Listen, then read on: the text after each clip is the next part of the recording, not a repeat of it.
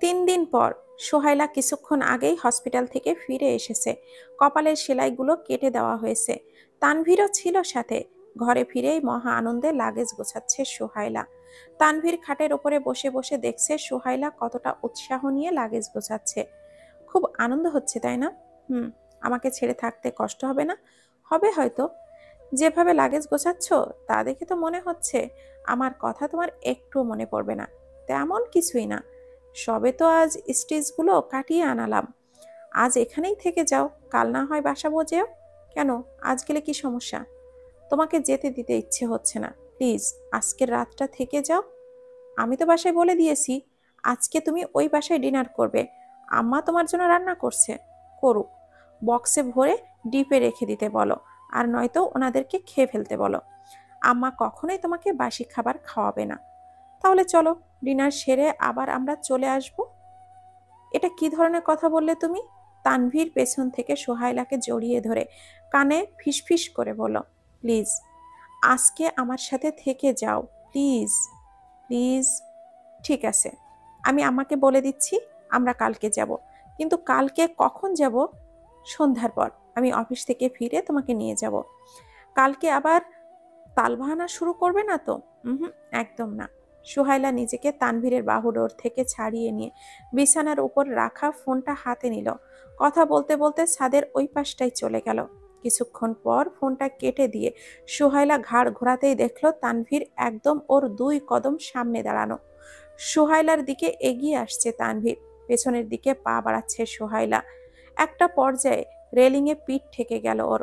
তানভীর ওর দিকে সামান্য ঝুঁকে সুহাইলার 2 পাশে রেলিংয়ের ওপরে হাত রাখলো। তানভীরের বেড়াজালে সে এখন বন্দী। দুজনই দুইজনের দিকে তাকিয়ে আছে। আমি চাই আজ তুমি শুধুমাত্র আমার হও। ফোনের সুইচটা অফ করে দাও। সবার সাথে কথা বলা বন্ধ। সাবা, সাদি, নিশাত, নয়ন কারোর সাথে কথা বলতে পারবে না। শুধুমাত্র আমার সাথে কথা বলবে তুমি। আমার ক্ষুধা লেগেছে, খেয়ে আসি। কিসের মধ্যে কি সোহাইলা? আমি ভালো করে জানি তোমার ক্ষুধা লাগেনি। এই সময় তুমি কখনো কিছু খাও না। তুমি পাশ কাটানোর জন্য এমন মিথ্যা কথা বলছো। সিরিয়াসলি আমার ক্ষুধা লেগেছে। চলো নিচে চলো, দেখি তুমি কত খেতে পারো। সোহাইলাকে অনেকটা টানতে টানতে নিচে নামাচ্ছে তানভীর। সিঁড়ি দিয়ে নামাতে নামাতে জোরে চেঁচিয়ে নয়নকে ডাকছে সে। নয়ন, এই নয়ন, টেবিলে খাবার দাও। নয়ন ড্রয়িং রুমে বসে মেয়েটি টিভি দেখছিল। তানভীরের গলার আওয়াজে শুনেই বুঝতে পারলো সে ক্ষেপে আছে। সোফা ছেড়ে দৌড়ে কিচেনে চলে গেল। এক এক করে টেবিলে খাবার সাজাচ্ছে। সুহাইলার পাশের চেয়ারে তানভীর বসে আছে। সমস্ত খাবার সাজানো শেষে সুহাইলার প্লেটে খাবার তুলে দিচ্ছে তানভীর। খাবার সামনে চুপচাপ বসে আছে সুহাইলা। খাচ্ছে না। খাবে কিভাবে? তার পেটে তো ক্ষুধা নেই। কি হলো, খাচ্ছ না কেন? খাইয়ে দিব? না না, আমি খাচ্ছি। নাও শুরু করো। একটু একটু করে ভাত মাখিয়ে লোকমা মুখে নিচ্ছে সুহাইলা। তানভীর ধমক দিয়ে বলল, মুরগির মতো একটা দুটা করে খাবার মুখে নিচ্ছ কেন? বেশি করে খেতে পারছো না? বেশি করেই তো খাচ্ছি। তানভীর আর কথা বাড়ালো না। তাকিয়ে তাকিয়ে সুহাইলার খাওয়া দেখছে। 5 বছর 5-6 লোকমা খাওয়ার পর হাঁপিয়ে উঠেছে সুহাইলা। গলা দিয়ে আর খাবার নামছে না। প্লেটে ভাতের ওপর আঙ্গুল নাড়ছে। কি ম্যাডাম, গলা দিয়ে আর ঢুকছে না বুঝি? আমার পেট ভরে গেছে। তোমার পেট ভরাই ছিল, নতুন করে আবার কি ভরবে? যাও, এভাবে চোরের মতো বসে না থেকে হাত ধুয়ে আসো। সোহেলা টেবিল ছেড়ে উঠে গেল হাত ধুতে। হাত ধুয়ে এসেই ড্রয়িং রুমে টিভির সামনে বসে পড়ল। এখানে বসে গেলে কেন? ওপরে চলো, আমি মুভি দেখব। বেডরুমে টিভি আছে, সেখানে দেখবে চলো। সোহেলার হাত ধরে আবারও টানতে টানতে উপরে নিয়ে এলো তানভীর। তানভীরের টানাটানিতে নিজেকে অনেকটা গরু মনে হচ্ছে সোহেলার। রুমে এসে সোহেলার হাতের রিমোটটা ধরিয়ে দিল তানভীর। কোন চ্যানেলে মুভি হচ্ছে সেটা বের করো। আমি গেটটা লাগিয়ে লাইটটা অফ করে আসছি। সোহাইলা টিভিটা অন করে বসে আছে। আসলে কোনো চ্যানেলে মুভি হচ্ছে না, এটাও ছিল তার অজুহাত। রিমোট হাতে নিয়ে বসে আছে সে। তানভীর লাইটের সুইচটা অফ করে সোহাইলার পাশে এসে হেলান দিয়ে বসলো। কি ব্যাপার, খবর দেখছো যে? কোথায় মুভি হচ্ছে বের করো। সোহাইলা একের পর এক চ্যানেল পাল্টাচ্ছে। তানভীর ভালোই বুঝতে পারছে এটাও তার মিথ্যা কথা। ওর হাত থেকে রিমোটটা নিয়ে টিভিটা অফ করে দিল। মুখোমুখি এসে বসলো তানভীর। সোহাইলার কানের পাশের চুলগুলো গুজে দিতে দিতে বলল, তুমি তো কখনো মিথ্যা কথা বলো না, এখন কেন এত মিথ্যা কথা বলছো? কোথায় মিথ্যা কথা বললাম? আবারও মিথ্যা বলছো তুমি? কেন সোহাইলা? আমি কি তোমার নজরে এতটাই নিচে নেমে গেছি যে আমার সাথে তোমার একটু কথা বলতেও ইচ্ছে হয় না? আমি কি বড় কিছু আবদার ধরেছি? আমি কি বলেছি আসো আমার সাথে ফিজিক্যাল অ্যাটাচড হও? বলিনি তো। জাস্ট বলেছি যে আমার সাথে আজকে তুমি গল্প করবা। তুমি সম্পর্কে আমি আর তেমন কিছুই জানি না।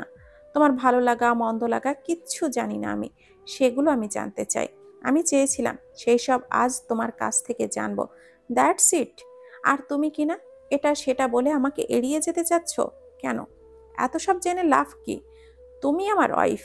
তোমার সমস্ত খুঁটিনাটি জানা আমার দায়িত্ব। এতদিন দায়িত্ব জ্ঞান কোথায় ছিল? তুমি আবার শুরু করে দিলে।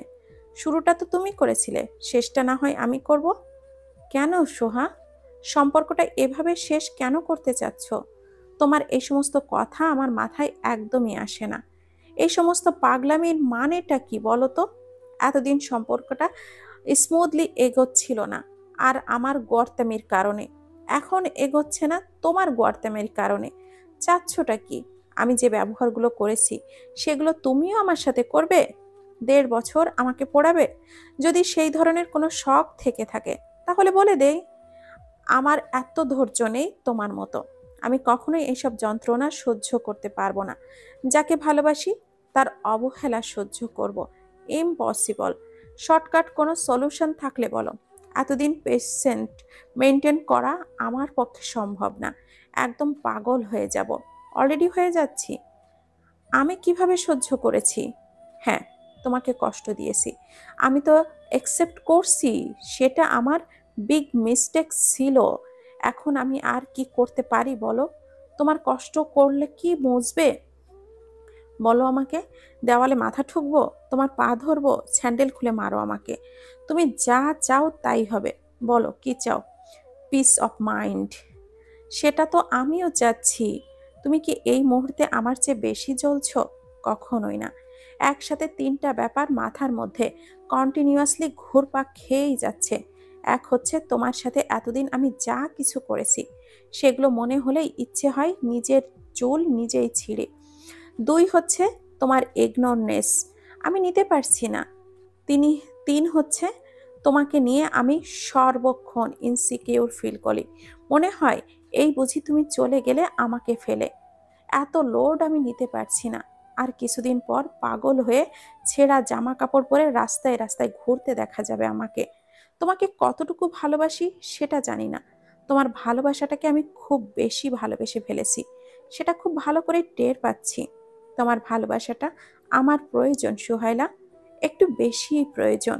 আমারও তো তোমার ভালোবাসার খুব প্রয়োজন ছিল। আমি কি সেটা পেয়েছি? যতবার তোমার কাছে ভালোবাসার আর্জি নিয়ে গিয়েছি ততবারই কুকুরের মতো দূর দূর করে তাড়িয়ে দিয়েছ। এখন হঠাৎ কি এমন হয়ে গেল যে এই মিডিল ক্লাস ফ্যামিলির মেয়ের ভালোবাসার এত প্রয়োজন পড়েছে? কিভাবে বোঝাবো তোমাকে? ভালোবেসে ফেলেছি। নিজের ফিলিংসের কাছে এখন আমি হেল্পলেস। এই জন্যই তুমি আমাকে এইভাবে নাচাচ্ছ। হুম, যেমনটা তুমি আমাকে নাচিয়েছিলে। তানভীরের অসম্ভব রকমের মেজাজ খারাপ হচ্ছে।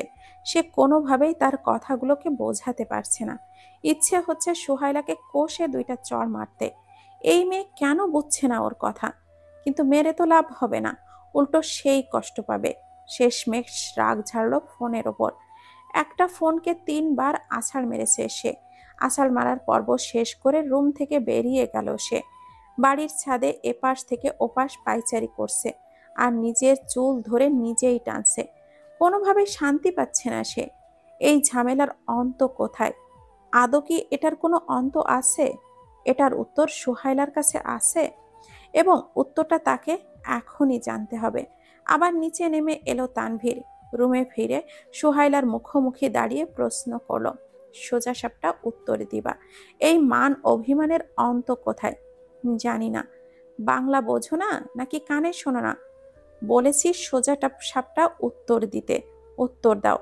এটার উত্তর আমি জানি না। এবার বেডসাইড টেবিলের ওপর থেকে পানির জগ আর গ্লাস নিয়ে আছাড় মারল তানভীর। ভাঙা কাচের ওপর দিয়েই হেঁটে চলে গেল। পায়ে কাচ বিঁধেছে তার, সাদা টাইলসে ছোপ ছোপ রক্তের দাগ লেগেছে। তানভীরের সেই দিকে হুঁশ নেই। সুহাইলাও প্রথমে খেয়াল করেনি। তানভীর চলে যাওয়ার পর লক্ষ্য করলো তানভীরের পায়ের রক্তগুলো। ভেতরে মোচড় কেটে উঠল তার। রুম থেকে ছুটে বেরিয়ে গেল তানভীরকে খুঁজতে। একদম কর্নারের রুমটায় পাওয়া গেল ওকে। বিছানায় কাত হয়ে গুটিসুটি মেরে শুয়ে আছে। তোমার পা কেটে গেছে, রুমে চলো, ড্রেসিং করে ব্যান্ডেজ করে দিচ্ছি। লাগবে না। সোহাইলা বুঝতে পারছে হাজার কিছু বলেও তানভীরকে ওঠানো সম্ভব না, তাই সে নিজেই বেডরুম থেকে ব্যান্ডেজ আর মেডিসিন নিয়ে এলো। তানভীরের পা ড্রেসিং করে দিচ্ছে সে। তানভীর শোয়া থেকে উঠে বসলো। সোহাইলার হাতটা ধরে বলল, ভালো তো বাসো ঠিকই, তাহলে আমাকে ছাড়ার জন্য এভাবে উঠে পড়ে লেগেছো কেন? আমার বড় খালা একবার খালুর সাথে ঝগড়া করে আমাদের বাসায় চলে এসেছিল। 3 দিন ছিলেন উনি। বাসায় আসার ঘন্টাখানেক পর থেকে শুরু হয়েছে ওনার চিন্তা খালুকে নিয়ে। তোর খালু খাচ্ছে তো, তোর খালু ঘুমাচ্ছে তো, ও ওষুধটা ঠিকমতো খেয়েছে তো। আবার শুনি উনি খালুকেও বকাও দিচ্ছে। তো ওনাকে জিজ্ঞাসা করলাম, খালা তুমি খালুকে এত ভালোবাসো, ওনার জন্য এত চিন্তা তোমার, তাহলে আবার ওনাকে বকছো কেন? তখন উনি বলেন, তারে ছাড়া বাঁচি না, তার সাথে থাকতেও পারি না। সেদিন ওনার উত্তরের আগা মাথা কিছুই বুঝিনি, এখন ঠিকই বুঝি। খালার জায়গায় এখন আমি এসে ঠেকেছি। তোমাকে ছাড়া থাকতেও পারি না, তোমার সাথে থাকতে মন টানে না, আর বিশ্রী একটা পরিস্থিতিতে আটকা পড়ে আছি।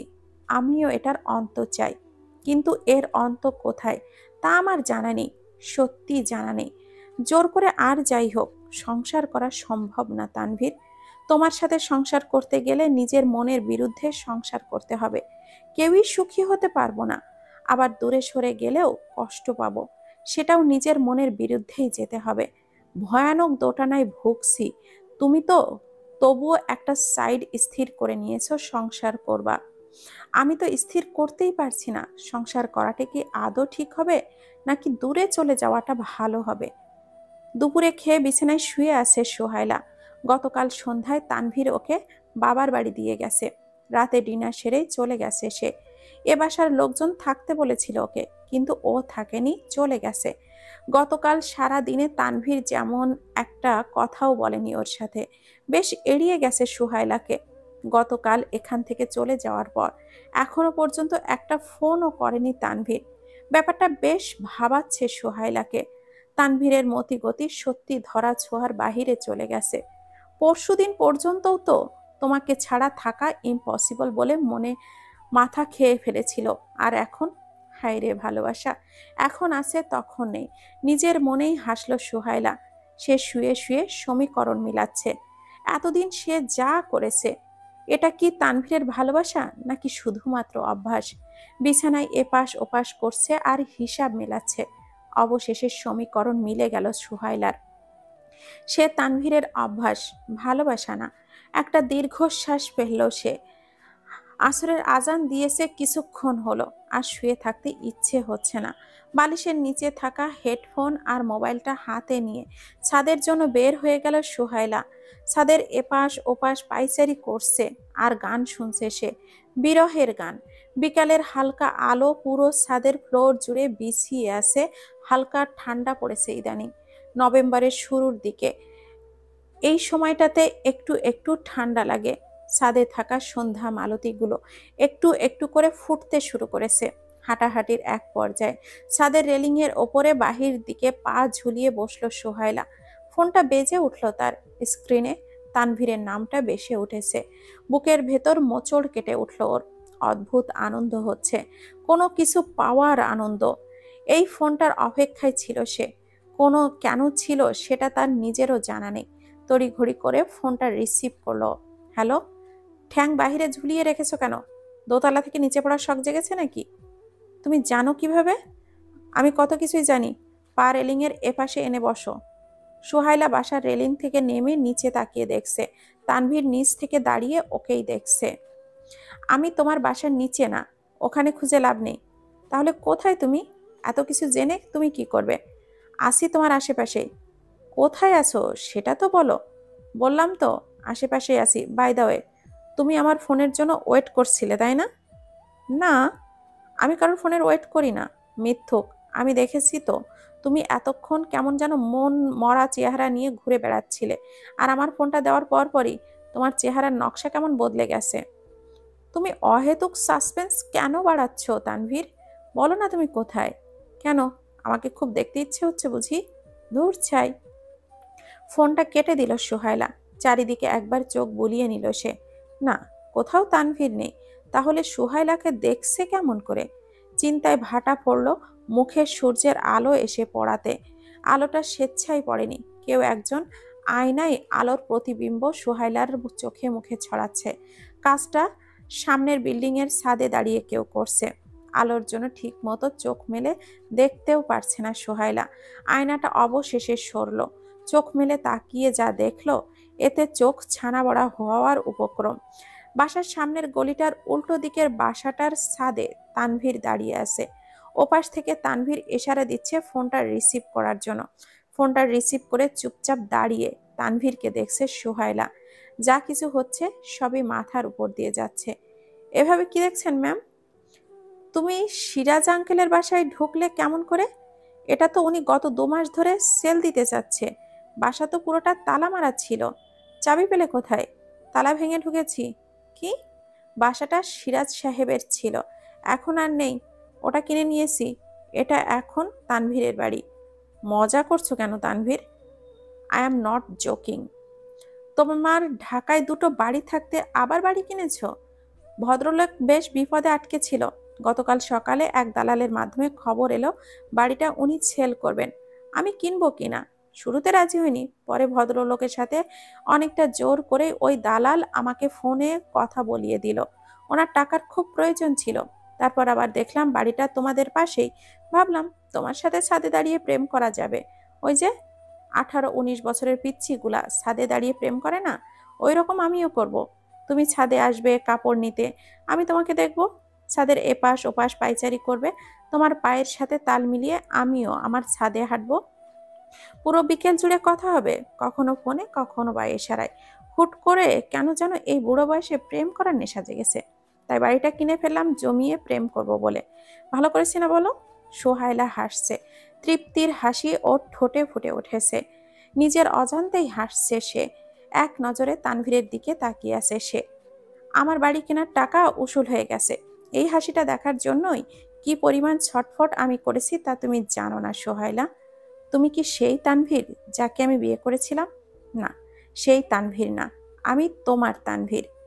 সুহাইলার নিজের কান বা চোখ কোনোটাই বিশ্বাস হচ্ছে না। পেছন থেকে সাবা আলতো করে পিঠে ধাক্কা দিয়ে বলো, কিরে সোহা, দুলাভাই ওই বাড়ির ছাদে কি করে? তুইও কি তানভীরকে দেখতে পাচ্ছিস? হ্যাঁ, পাচ্ছি তো। তার মানে ও সত্যি ওখানে দাঁড়িয়ে আছে? সাবা ঘটনার আগা মাথা কিছুই বুঝতে পারছে না। ক্লিয়ারলি ব্যাপারটা বোঝার জন্য সোহাইলার হাত থেকে ফোনটা নিয়ে নিজের কানে লাগালো সাবা। দুলাভাই, আপনি ওখানে কি করেন? প্রেম করি তোমার বোনের সাথে। তো বাসায় এসে করেন, অন্য মানুষের ছাদে কেন? এটা আমার ছাদ। মানে বুঝলাম না। মানে পরে বোঝো। এখন এখান থেকে যাও। ফোনটা তোমার বোনকে দাও, তোমার সাথে পরে কথা হবে। আর হ্যাঁ, এখানে দাঁড়িয়ে আমাদের কথা গিলে খাওয়ার চেষ্টা একদম করবে না। সোজা নিচে চলে যাও। তানভীরের মেজাজ সম্পর্কে ধারণা আছে সাবার, তাই ফোনটা সুহাইলাকে ধরিয়ে দিয়ে চলে গেল। তুমি এই পুরান বাড়িতে থাকবে? হুম, থাকবো। বাড়িটা তো বেশ সুন্দর, আমার পছন্দ হয়েছে। তোমার ওই বাসার মতো ফ্যাসিলিটিস এখানে নেই। সেটা ব্যাপার না, অ্যাডজাস্ট করে নিব। এখানে কতদিন থাকবে? যতদিন না তুমি আমার ঘরে ফিরে যাচ্ছ। ওই বাসায় তাহলে কে থাকবে? নয়ন তো আছেই। তোমার এই বাসার কাজ কে করে দিবে? লোক রেখেছি, কাল সকাল থেকে কাজ করবে। আর আজ সব ফার্নিচার কিনে এনে ঘর সাজালাম। তুমি তো রান্না করে পাঠাবেই, মাঝে মাঝে কাপড় পাঠাবো, ধুয়ে দিও। কাপড় ধোয়ার লোক রাখিনি, রেখেছি, তুমি ধুয়ে দিও। তোমার হাতের স্পর্শ লেগে থাকবে কাপড়ে। এসব পাগলামি করে লাভ কি বলো তো? ভালোবাসায় কি লাভ লোকসানের হিসাব করে চলে বলো? আর পাগলামি তো সবে শুরু। সামনে আরো ওয়েট করছে তোমার জন্য। তোমার কি ধারণা পাগলের মতো শুধু তুমিই ভালোবাসতে জানো? আমি জানি না? আমিও জানি, কিন্তু প্রকাশটা ঠিকভাবে করতে পারি না। তবে এবার পুরোপুরি চেষ্টা করব নিজেকে মেলে ধরার। প্লিজ সোহা। এটাই শেষবার, আর কখনো কোনো সুযোগ চাইবো না। নিজেকে আর গুটিয়ে রেখো না প্লিজ। খোলস ছেড়ে বেরিয়ে এসো। সুন্দর কিছু মুহূর্ত তোমার জন্য অপেক্ষা করছে। আমাকে একটা সুযোগ দাও তোমার অভিমানের পাহাড় ভাঙার। এরপর যদি তোমার মনে হয় আমি তোমার ক্ষমার অযোগ্য, তাহলে ক্ষমা করে দিও না। আমি নিজে থেকে সরে দাঁড়াবো। তুমি জাস্ট বন্ধুর মতো করে আমার সাথে মেশো। আর কিচ্ছু চাই না আমি। প্লিজ সোহা, রাজি হয়ে যাও। বুকের ভেতর বড্ড বেশি ধুকপুক চলছে সোহাইলার, কিন্তু সেটা অন্তরালে রেখে দিয়েছে সে।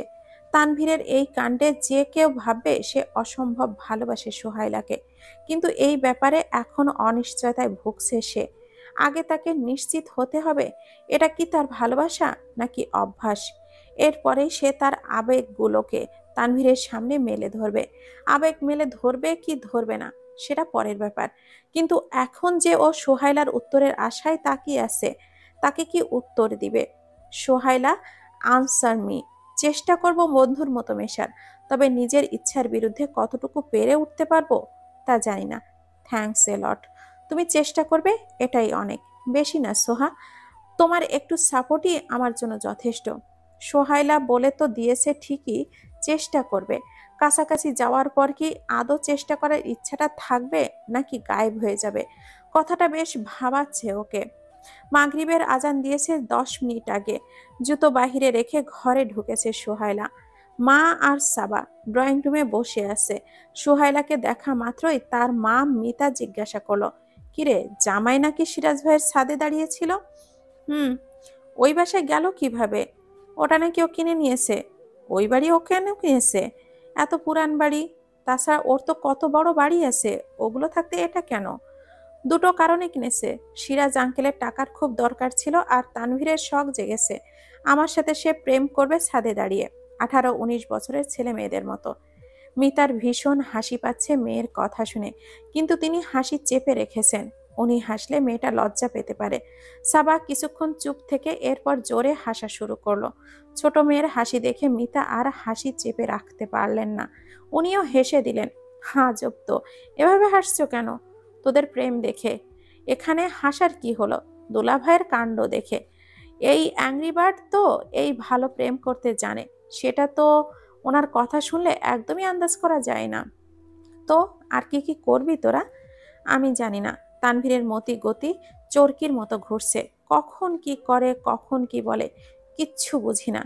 শোন সোহা, তোকে আমি আগেই বলেছি, তানভীর আর আগের মতো নেই। ব্যাপক পরিবর্তন এসেছে ওর মাঝে। একটা সুযোগ দে ছেলেটাকে। হুম। হুম, কি দিবি কিনা বল। এখনো সিদ্ধান্ত পাকাপোক্ত নেইনি। কিসের অপেক্ষা করছিস তুই, যে এখনো সিদ্ধান্ত নিতে পারছিস না? জানি না আম্মা, বাদ দাও এই কথা। রাতের খাবার পাঠাতে হবে ওখানে। একটু বেশি করে ভাত রেঁধো। ওখানে পাঠাবে কেন? এখানে এসে খাবে না ও? আসবে না বলেছিলাম, ওখানে খাবার পাঠাতে বলেছে। কেন? আমি কিছু জানি না আম্মা। ওর কাজকর্ম সবকিছু মাথার উপর দিয়ে যাচ্ছে ইদানিং।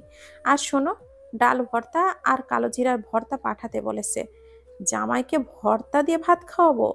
ও নিজের ইচ্ছায় খেতে চাচ্ছে, খেতে দাও। পরে দেখা যাবে মন মতো মেনু না হলে কিছুই খাবে না। কথা বলার ফাঁকেই কারেন্ট চলে গেল।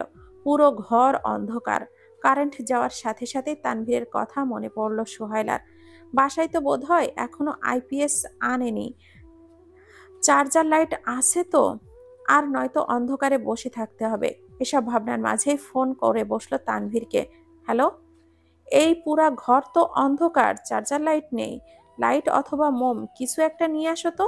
আসছি। ফোনটা রেখে বাসায় থাকা একটা চার্জার লাইটটা নিয়ে বাসা থেকে বেরোচ্ছে। সাবা পেছন থেকে বলল, যাচ্ছিস? যা যা, কারেন্ট যাওয়ার অছিলাই না হয় অন্ধকারে একটু রোম্যান্সটাও সেরে আসবি। কেন, তুই আর ইমরান ভাই কি কারেন্ট চলে গেলে এইসব করিস নাকি? না, আমরা এসব করি না। আমাদের গরম করে বেশি, আর এই জন্য কারেন্ট চলে গেলে আমরা ডিস্টেন্স মেনটেন করে চলি। আমাদের গরমও বেশি, আমরা ডিস্টেন্সও মেনটেন করে চলি। এখন তো হালকা ঠান্ডা পড়েছে, তাহলে এখন কি করবি? নির্লজ্জ মেয়ে। সোহাইলা জানে সাবা কথা পেঁচাতে থাকবে, তাই সে কথাটা বলে আর 1 সেকেন্ডও দাঁড়ায়নি, বেরিয়ে চলে গেছে। বাসার বাহিরে আর ভেতরের মেইন গেটগুলো খোলাই ছিল। লাইটটা জ্বালিয়ে ভেতরে ঢুকেছে সোহাইলা। তানভীরকে দেখা যাচ্ছে না।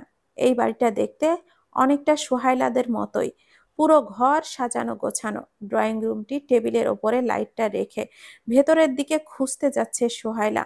হঠাৎ একটা রুমের দরজা থেকে হাত টান পড়ল সোহাইলার। কেউ একজন এক ঝটকায় ওকে বুকে টেনে নিয়েছে। গায়ের ঘ্রাণে বোঝা যাচ্ছে এটা তানভীর। তবে হুট করে টান পড়ায় খানিকটা ঘাবড়ে গিয়েছিল সে। ধীরে ধীরে তানভীরের হাত জোড়া সোহাইলার কোমরের দিকে এগোচ্ছে। এভাবে কেউ টান দেয়? ভয় পেয়ে গিয়েছিলাম না আমি? ভয় পেয়ে গিয়েছিলে? তাহলে সেই দিনের মতো চিৎকার দিতে। আম্মা ভূত, সাদি ভূত, এলাকার লোকজন সব জড়ো হয়ে যেত তোমাকে বাঁচানোর জন্য। তানভীর অট্ট হাসিতে ফেটে যাচ্ছে। খবরদার হাসবা না আমাকে নিয়ে। তানভীর হেসেই যাচ্ছে। সোহাইলার মেজাজ বিগড়ে যাচ্ছে তানভীরের হাসিতে। তানভীরের বেড়াজাল থেকে ছোটাতে চাচ্ছে সে নিজেকে। তানভীর হাসি থামিয়ে সোহাইলাকে আরো শক্ত করে জড়িয়ে ধরে বলল, এমন মোচড়ামুচড়ি করছো কেন? ছাড়ো তো। কেন, আমি গায়ে হাত দিলে কি গা চুলকায়? হ্যাঁ চুলকায়, সেই সাথে জ্বালা পোড়াও করে। তাহলে চলো একটু বরফ ঘষে দেই। তোমার বরফ তুমিই ঘষো। কথাটা বলেই ধাক্কা দিয়ে সরিয়ে দিল তানভীরকে। ঘর থেকে বেরিয়ে যাচ্ছিল সোহাইলা। ওকে ফের পেছন থেকে টেনে কাছে নিয়ে এলো তানভীর। ওকে জড়িয়ে ধরে টানতে টানতে বিছানা পর্যন্ত নিয়ে এলো। ওকে পাশে বসিয়ে দুই হাত ধরে রেখেছে তানভীর। এত ছটফট করলে কি হয়? অন্ধকার রুম, হালকা ঠান্ডাও পড়েছে, জানালা দিয়ে তারা দেখা যাচ্ছে। রোম্যান্স করার জন্য পারফেক্ট মোমেন্ট। কোথায় একটু আদ্রু আদর করবে, ঘেঁষাঘেঁষি করবে, তা না করে দূরে দূরে থাকতে চাচ্ছ। আগে তো আঠার মতো লেগে থাকতে, কাজের সময় কোলে এসে জোর করে বসে থাকতে, কিছুক্ষণ পর পরই চুমু খেতে। এখন সেসব কোথায় গেছে? তখন তো আমাকে জ্বালিয়ে মেরেছো। এখন আমি কাছে টানতে চাইলে এমন করো কেন? সব সময় সবকিছু ভালো লাগে না। তাহলে কি ভালো লাগে শুনি? কিছুই ভালো লাগে না। সন্ধ্যায় খেয়েছো কিছু? কোথায় খেলাম? কারেন্ট তো চলেই গেল। কিছু খাবা, বানিয়ে দিব? না, অন্ধকারে কিছু বানাতে হবে না। তুমি আছো, গল্প করতে ভালো লাগছে। এখানে থাকো। মেইন গেট খোলা, লাগিয়ে দিয়ে আসি। কেউ আসবে না। যদি আসে? সমস্যা কি সোহা? আমি চাচ্ছি তুমি এখানে বসে থাকো। আর তুমি চাচ্ছ বারবার উঠে যেতে। কেন? বসে থাকতে সমস্যা হচ্ছে? আমি কি তোমাকে মারধর করছি? তানভীর রেগে গিয়েছে। সোহাইলা চুপচাপ ওর কথা শুনছে। তানভীর সোহাইলার হাত দুটো ছেড়ে দিয়েছে। আমার সাথে বসো তো। তোমার ভালো লাগে না তাই না? যাও, চলে যাও। থাকতে হবে না এখানে। তোমার লাইটও তুমি নিয়ে যাও। তোমার দরকার নেই। তোমার লাইটেরও দরকার নেই। বাচ্চাদের মতো জিদ দেখাচ্ছে তানভীর। হাসি পাচ্ছে সোহাইলার। এমন বাচ্চা স্বভাবের কবে থেকে হলো মানুষটা? তানভীরের গালে হাত রেখে বলো, তানভীর, এই তানভীর, কথা বলবা না তুমি আমার সাথে? সত্যি কি চলে যাব? হ্যাঁ যাও। সোহাইলা উঠে চলে গেল। মেইন ডোরের কাছাকাছি যাওয়ার পর তানভীর এসে ওকে টানতে টানতে রুমে নিয়ে আসলো। রুমে ওকে এনে পেছন থেকে জড়িয়ে ধরলো তানভীর। আমি বললেই কি চলে যেতে হবে? হুম, তোমার কাছে জিজ্ঞাসা করেই তো গেলাম। বাহ, ভালোই তো। তখন থাকতে বলেছি আমার সাথে, অথচ আমার কথা শোনেনি, আর এখন চলে যেতে বলেছি সেটা ঠিকই মেনে নিলে। কথা বলে সোহাইলার চুলে নাক ডোবালো তানভীর। আজকে শ্যাম্পু করেছো? হুম। নেশা ধরানো স্মেল শ্যাম্পুটার। বুঝি না শ্যাম্পুটার স্মেল এই টাইপের, নাকি তোমার চুলে মিক্স হওয়ার পর স্মেলটা এমন নেশা ধরানো হয়ে যায়। আমি কিভাবে বলবো তোমায়? আমার কাছে তো নর্মালি মনে হয়। ভালো লাগে খুব জানো। জানি, বিয়ের পর থেকেই এই কাজটা তুমি খুব মনোযোগ দিয়েই করো। তোমার মুখ দেখলেই বোঝা যায় তখন তোমার জগৎ সংসার কোথায় খেয়াল থাকে না। হুম, এটা ঠিক বলেছ। সেই শুরু থেকে এই জিনিসটার ওপর আমার কেন যেন খুব দুর্বলতা কাজ করে। সোহাইলার ঘাড়ের চুলগুলো সরিয়ে আলতো করে চুমু খেলো তানভীর। কানে আস্তে করে সে বলতে লাগলো, এই মেয়ে, হুম, সবসময় আমার কাছে থাকতে পারো না? কাছেই তো আছি। সবসময় তো থাকতে চাও না। বোঝো না, তোমাকে কাছে আগলে রাখলে আমি শান্তি পাই। কাছাকাছি থাকলে তো আকর্ষণের চেয়ে বিকর্ষণ হয় বেশি। ওটা তো একটু আধটু হবেই। সেদিন যে গলা চিপে ধরেছিলে, সেটা কি একটু আধটু ছিল? মনে করো না তো সেদিনের কথাগুলো। এমনিতে সেদিনের কথা মনে হলে খুব কষ্ট পায়। তুমি আবার নতুন করে সেই সব কথা মনে করিও না প্লিজ। তুমি সত্যি আমাকে ভালোবাসো? এটা কেমন প্রশ্ন করলে? কেন যেন মনে হচ্ছে আমি তোমার ভালোবাসা না, শুধু প্রতিদিনকার অভ্যাস মাত্র। সময় পাল্টালে অভ্যাসটাও পাল্টে যাবে। তুমি আমার অভ্যাস না, তুমি আমার বদ অভ্যাস। অভ্যাস ছাড়ানো যায়, বদ অভ্যাস না, বদলায়। নতুন অভ্যাসে পুরানো বদ অভ্যাস কেটে যায়। নতুন অভ্যাস মানে নতুন কেউ, প্রিয়ার মতো, তোমার স্ট্যাটাসের সাথে যায় এমন কেউ। প্রিয়ার কথাটা তোমাকে এমনি এমনি বলেছি। আর নতুন কাউকে পাবো কোথায়? তোমার মতো পুরুষদের জন্য মেয়ের অভাব হয় না। তোমার মতো মেয়েদের অভাব খুব বেশি আছে। এই ধরনের কথা মাথা থেকে ঝেড়ে ফেলে দাও, যে আমার সাথে তোমাকে না, অন্য কাউকে মানায়। তানভীরের সাথে কাউকেই মানায় না, শুধু সোহাইলাকেই ছাড়া। তুমি যে সেদিন রাতে বলেছিলে কোনো মেয়ের সাথে থেকে এসেছো, সত্যি কি? তুমি কি পাগল? এসব বাজে নেশা আমার নেই। আমি খারাপ হতে পারি, কিন্তু মেয়ে মানুষের নেশা ওইসব কখনোই ছিল না। তাহলে সেদিন বললে কেন? আরে ওটা তো মজা করেছি। সিরিয়াসলি কেন নিচ্ছ?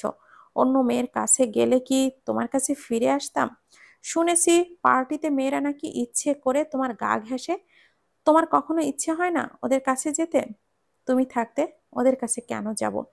আমি আসার আগে। তানভীর হেসে দিল সোহাইলার কথায়। ব্যাপারটাও বেশ উপভোগ করছে। মেয়েটা তাকে জেরা করছে ঠিকই, কিন্তু জেরার আড়ালে শঙ্কা কাজ করছে। পরনারীর প্রতি স্বামী যদি আকৃষ্ট হয়ে যায়, সেই আশঙ্কা। তবে অবশ্য সোহাইলা এই কাজটা আজ প্রথম করছে না, এর আগেও করেছে। তবে এভাবে সরাসরি কখনো জিজ্ঞাসা করেনি, বরাবরই কৌশলে জিজ্ঞাসা করেছে। সোহাইলার চুলগুলো এক হাত দিয়ে বুলিয়ে দিচ্ছে তানভীর। সোহা, তুমি একটা পাগল। এভাবে আমাকে নিয়ে টেনশন করা বন্ধ করো। কে টেনশন করেছে তোমাকে নিয়ে? তুমি। একদম না। তোমাকে নিয়ে টেনশন করার কি আছে? তোমার যদি শখ হয় অন্য কারোর কাছে যাওয়া, তাহলে যাবা। হিংসে হবে না? আমাকে কখনো হিংসা হয় না। তানভীর ভাবছে সোহেলাকে খানিকটা বাজিয়ে দেখবে।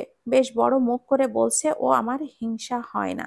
হিংসা কতটুকু হয় না সেটাই দেখতে চায় তানভীর। তবে এখন না, এখনই কিছু করলে ও বুঝে যাবে। তানভীর ইচ্ছে করে ওকে জ্বালানোর জন্য এমন করছে। আর কিছুদিন যাক, এরপর না হয় একটা ব্যবস্থা করা যাবে। পরের দিন বিকালে 3:30টার দিকে সাদমান বাসার সামনের দোকানে ঢুকেছে মোবাইলে ফ্ল্যাক্সি লোড করবে বলে। দোকানে ঢুকে দেখে তানভীরও সেখানে এসেছে মোবাইলে রিসার্চ করবে বলে। এই সময় তানভীরকে ঘরে পড়ার গেঞ্জি আর ট্রাউজারে এখানে দেখে খানিকটা ভ্যাবাচাকা খেয়ে গেল সাদমান। তানভীর তখনও সাদমানকে দেখেনি, ফোন নাম্বার লেখায় ব্যস্ত ছিল সে। সাদমানের ডাকে ঘাড় ফিরিয়ে তাকালো তানভীর। আরে তুমি অফিস থেকে চলে এলে এত তাড়াতাড়ি? আপনি এই সময় কি করেন? আপনি তো কখনোই এই সময় আমাদের বাসায় আসেন না। তোমাদের বাসায় এসেছি কে বলল? তো কোথায় এসেছেন? আমি এখন তোমাদের প্রতিবেশী। ওই যে বাড়িটা দেখছো, সেটা এখন আমার। মানে? কিনে নিয়েছি। এখন তুমি বলো, এই সময়ে এখানে কেন তুমি? অফিস নেই? অফিসের কাজে ট্যুরে গিয়েছিলাম গতকালকে, আজ ফিরলাম, তাই অফিস যাইনি। সোজা বাসায় চলে এসেছি। ইয়ে, তানভীর ভাই, তখন আপনি কি বললেন? ওই বাড়ি আপনার কিনে নিয়েছেন মানে? কিনেছি। তোমার বোন রাগ করে চলে এসেছে বাপের বাড়ি। উঠতে বসতে বলে আমার বয়স বেশি, তাই আমি নাকি প্রেম করতে জানি না। জীবনে ভুল করেছে অ্যারেঞ্জ ম্যারেজ করে। লাভ ম্যারেজ করা উচিত ছিল। নিরামিষ লাইফ লিড করছে ও। আরও কত কি। সেদিন তো এইসব নিয়ে ঘরের তুলকালাম বাঁধিয়ে ফেলেছিল। কোনোভাবেই ও ঘরে থাকবে না। শেষমেশ বাধ্য হয়ে ওকে এখানে দিয়ে গেলাম। সোহা আপনাকে এইসব বলেছে? তো আবার কি? আরে, আরো কত কিছু শোনায় তোমার বোন। সব সহ্য করি। একটাই তো বউ কি না, তাই আমার কাছে একটু আধটু শখ করতেই পারে, তাই না? বেশি কিছু তো আর আবদার ধরেনি। এই একটু প্রেম করবে বলেছে, করবো ওর সাথে প্রেম, 18-19 বছরের ছেলেদের মতো করে। আমি চাই না আমার ওয়াইফের কোনো শখ অপূর্ণ থাকুক। সেটা না হয় বুঝলাম, বাড়ি কেন কিনেছেন সেটা বুঝিনি। ওই যে বললাম প্রেম করব, পাশাপাশি বাড়িতে থেকে প্রেম করব আমি। তাই বলে একটা বাড়ি কিনে ফেলবেন? তাতে কি হয়েছে? নিজের ওয়াইফের খুশির জন্য কিছু করব না তা কার জন্য করব? সাদমান আর কিছু বলছে না, মেজাজ খারাপ হচ্ছে বোনের ওপর। বয়স বেশি বলে কি লোকটাকে এইভাবে শোনাবে নাকি? তাছাড়া তানভীরকে দেখলে তো মনে হয় 27-28 বছর, মানুষটা ওকে যথেষ্ট ভালোবাসে। তবুও কেন মেয়েটা এমন করে মানুষটার সাথে? তো ভাইয়া, আপনি আমাদের বাসায় এসে পড়েন। আর খাওয়া দাওয়া তো বোধ হয় কষ্ট হচ্ছে আপনার। এত পুরানো বাড়িতে তো আপনি থেকে অভ্যস্ত না, আপনার বোধহয় খুব কষ্ট হচ্ছে। না, কোনো সমস্যা হচ্ছে না। আমার যা প্রয়োজন সব ব্যবস্থা করে নিয়েছি, কাজের লোক দারোয়ান সব ঠিক করে ফেলেছি। তবুও কোনো সমস্যা হলে প্লিজ আমাকে জানাবেন। হ্যাঁ, তা তো জানাবই। তুমি এসো আমার বাসায় বেড়াতে, একসাথে কফি খাবো আর আড্ডা দিব। জি, আসবো। যাও বাসায় যাও, ফ্রেশ হয়ে রেস্ট নাও যে। সাদি ঘরে ঢুকেছে আর সুহাইলাকে জোরে চেঁচিয়ে ডাকছে। বাসার কাজের লোক দরজা খুলেছে, তাদের মা ঘুমাচ্ছিল, সাবা আর সুহাইলা দুজনে শুয়েছিল। চিৎকার শুনে তিনজনেই রীতিমতো পড়িমড়ি করে দৌড়ে এলো ড্রয়িং রুমে। কিরে, চেঁচাচ্ছিস কেন? তুই তানভীর ভাইয়ের সাথে এমন করছিস কেন? আমি কি করলাম? তুই নাকি ওনাকে বলেছিস ওনার বয়স বেশি, তাই প্রেম করতে জানে না, লাভ ম্যারেজ করা উচিত ছিল তোর। আমি এসব কখন বললাম? তুই না বললে কি আমাকে এমনি এমনি বলেছে নাকি?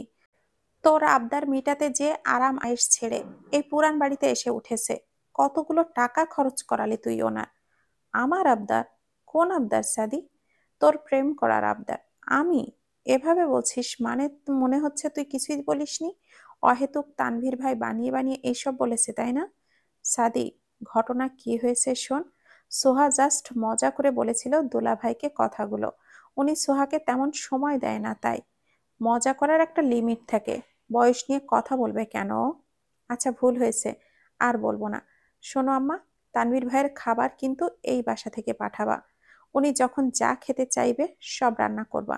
আর তুই কোনো দিন যদি শুনি বয়স নিয়ে কথা বলেছিস, তাহলে কিন্তু তোর সাথে কথা বলা বন্ধ করে দিব আমি। কথাগুলো শেষ করে এক সেকেন্ডও দাঁড়ালো না সাদমান, হনহন করে ঘরে চলে গেল। মা মেয়েরা মিলে ড্রয়িং রুমে বসে গবেষণা করছে কেন তানভীর এতগুলো কথা মিথ্যা বলল। গবেষণার ফাঁকে তানভীরের ফোন এলো সুহাইলার ফোনে।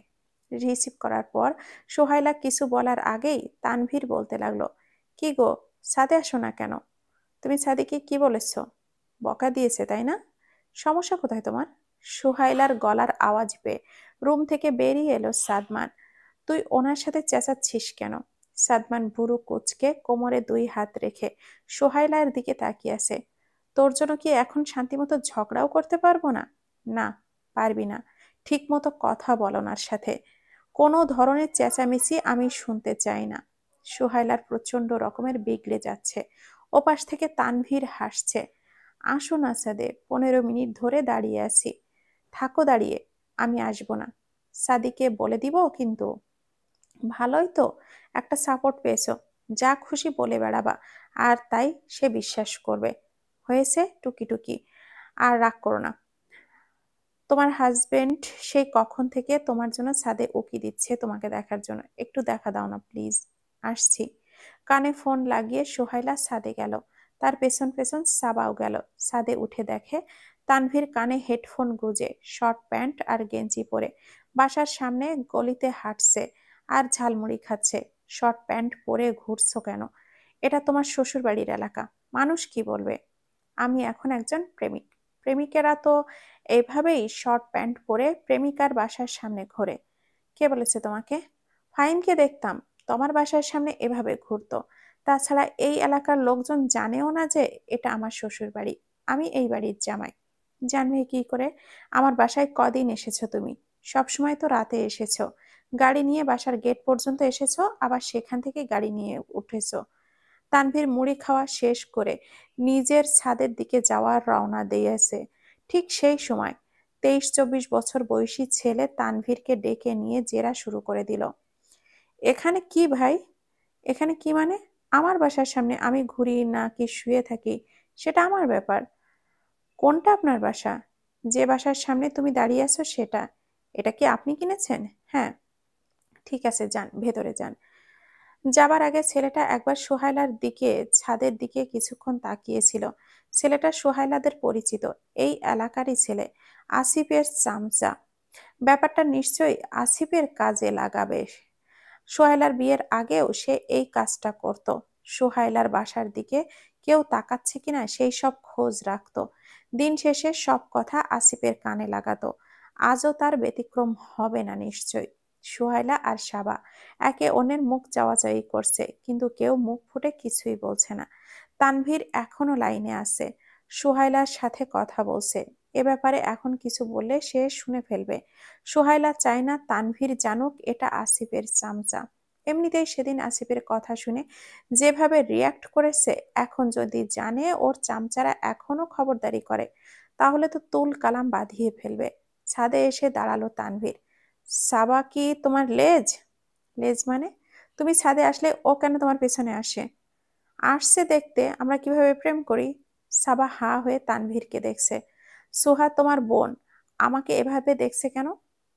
এই, তুই তানভীরকে এভাবে দেখছিস কেন? দুলাভাই কত রোমান্টিক, দেখ তোর দিকে কিভাবে তাকিয়ে আছে। দেখেছো সোয়া, তোমার বোন আমার তাকানো দেখেও প্রেমে পড়েছে যাচ্ছে, আর তুমি বোঝো না। বোঝো না কেন তুমি? সত্যি তোমাকে বুঝতে পারছি না আমি তানভীর। কাছে আসো বুঝিয়ে দেই। কতটুকু কাছে আসবো? যতটা আসলে আমার হার্টবিট তুমি শুনতে পাবে। আসবো? উড়ে চলে আসো। ওয়েট, সিরিয়াসলি আসছো? হুম, তোমাকে বোঝাতে চাই পুরোপুরি ভাবে। জলদি আসো। সোহাইলা হেঁটে হেঁটে এগোচ্ছিল। তানভীর ওপাশের ছাদ থেকে জোরে চেঁচিয়ে বলল, আমার আর সহ্য হচ্ছে না, তুমি দৌড় দাও। সোহাইলা মুচকি হেসে ধীরে ধীরে এগিয়ে যাচ্ছে। তানভীর দৌড়ে নিচে নেমে এসেছে। দরজা খুলে দাঁড়িয়ে আছে। সোহা দরজার সামনে দাঁড়াতেই ওকে কোলে তুলে নিল তানভীর। বাসার সার্ভেন্টরা দেখে ফেলবে। দেখুক। এত নির্লজ্জ কেন তুমি?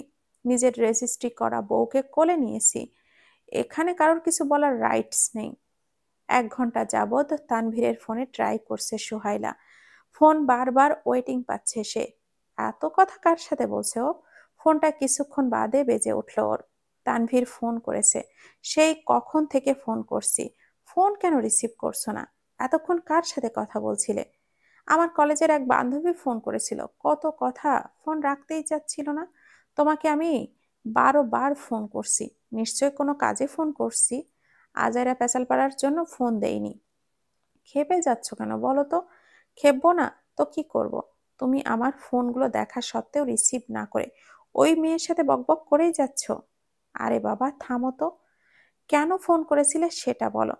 কাল দুপুরে কোনো কাজ হাতে রেখো না, তোমার সাথে বাহিরে যাব। সরি সুহাইলা, আমি তো নিশিকে প্রমিস করে ফেলেছি, কাল দুপুরে ওকে সময় দিব। তোমাকে নিয়ে অন্য কোনো দিন বাহিরে যাব, ঠিক আছে? থাক, যেতে হবে না কোথাও। ফোনটা কেটে দিল সুহাইলা। থানবীর ব্যাপক আনন্দ পাচ্ছে। হিংসা হয় না আবার? হিংসায় লুচির মতো ফুলে উঠছে সুহাইলা। রাগের চোটে দুপুরে ঠিকমতো ভাতও খায়নি সুহাইলা। ব্যাপারটা মা আর সাবা ভালোভাবে লক্ষ্য করছে। কিরে, ক্ষেপে আছিস কেন? তানভীরের সাথে কিছু হয়েছে? তানভীরের নাম শোনা মাত্রই আরো চটে গেল সোহাইলা। ভাত রেখে উঠে দাঁড়ালো সে। জোরে চেঁচিয়ে বলতে লাগলো, সারাক্ষণ তানভীর তানভীর কেন করো আম্মা? তানভীর ছাড়া কি চোখে কিছু দেখো না নাকি? কিচ্ছু হয়নি ওর সাথে আমার, যত সব ফালতু পেঁচাল। বেসিনে হাত ধুয়ে রুমে যে দরজা আটকে দিল সোহাইলা। আসরের আজান দিয়েছে 15 মিনিট হলো। সে আজ ভেবেছিল ছাদে যাবে না, পরেক্ষণেই মনে হলো ছাদে না গেলে তো আবার ফোন করে চেঁচামেচি শুরু করে দিবে। তাই রুম থেকে বেরিয়ে ছাদে গেল সোহাইলা। ছাদে উঠে দেখতে পেল তানভীর এপাশ থেকে ওপাশে হাঁটছে আর ভিডিও কলে কথা বলছে। সে কি হেসে হেসে কথা! সোহাইলার সাথে তো কখনো এমন ভাবে কথা বলেনি তানভীর। পুরো 10 মিনিট ধরে দেখছে তানভীরকে সে। শেষমেশ ফোন করলো তানভীরকে। কার সাথে কথা বলছিলে তুমি? নিশির সাথে। অনেকদিন হয় আমাকে দেখে না, তাই বললো ভিডিও কলে কথা বলবে। জানো, ও আগের চেয়ে আরো বেশি সুন্দর হয়ে গেছে। এত সুন্দর হয়েছে কি আর বলবো। মেয়েটা স্টিল নাও সিঙ্গেল। একটু আগেই ওকে বলছিল আমি ম্যারিড না হলে ওকে বিয়ে করে ফেলতাম। এখনই করে ফেলো, না করেছে কে? এই শোনো না, নিশি ফোন দিচ্ছে মোবাইলে, ওয়েটিং পাচ্ছে মেয়েটা। তুমি ফোনটা একটু কাটো তো। আমি যে এখানে তোমার জন্য ঘুরঘুর করছি। তুমি বাসায় চলে যাও। সোহাইলা একটা কথাও আর বলেনি, ফোনটা কেটেই নিচে চলে যাচ্ছে ও। 2 গাল বেয়ে পানি ঝরছে সোহাইলার। বাসায় ফিরেই দরজা আটকে ইচ্ছে মতো কেঁদেছে কতক্ষণ। এটা কি কষ্টের কান্না ছিল নাকি রাগের সেটা তার জানা নেই। মা বোন অনেকবার দরজা ধাক্কা দিয়েছে, কিন্তু সে খোলেনি। 2 ঘন্টা হয়ে গেছে, এখনো সোহাইলা গেট খুলছে না।